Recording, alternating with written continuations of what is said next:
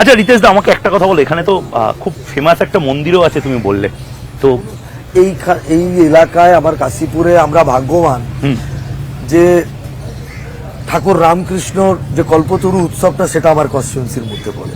ঠিক, কাশীপুর উদ্যানবাটি এই এলাকার সবচেয়ে প্রতিষ্ঠিত মন্দির হচ্ছে মা সর্বমঙ্গলা এবং চিত্তেশ্বরী মন্দির।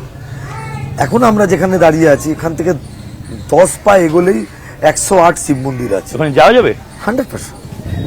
আচ্ছা, এখানকার মানুষজনের তো একটা প্রশ্ন থাকতে পারে যে এখানে অবাঙালি ভোটার অনেক বেশি, রিতেশ তিওয়ারি আসলে এখানে হয়তো মাছ মাংসের দোকান বন্ধ করে দেবে, এটা কি সত্যি? আরে আমি নিজে মাছ খাই, কিন্তু মাছ মাংসের দোকান নাকি রিতেশ তিওয়ারি এমএলএ হলে বন্ধ করে দেবে, যেটা বিহারে করেছে, উত্তরপ্রদেশে করেছে। আরে ভাই, চম্পারণ মাটনের নাম শুনেছো?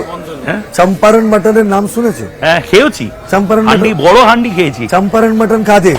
বিহারে। তো বিহারিরা সারা দেশকে চম্পারণ মাটন খেতে শেখালো আর নিজেই দোকান বন্ধ করিয়ে দেবে। আমরা চাই, তৃণমূল যে মমতা ব্যানার্জি বলছে, মমতা ব্যানার্জি এখন যা কিছু বলছেন উনি ঘোরে আছেন, কারণ তৃণমূল বলে আর কিছু নেই। তৃণমূল আছে কিছু সরকারি অফিসারদের মধ্যে, তৃণমূল আছে সংবাদ মাধ্যমে, তৃণমূল আছে স্টেটমেন্টের মধ্যে, মানুষের মধ্যে তৃণমূল আর নেই। তৃণমূলের পতন অনিবার্য, তৃণমূলের বিসর্জন অফিসিয়ালি 4 মে হতে চলেছে। তৃণমূল বলে আর কিছু নেই।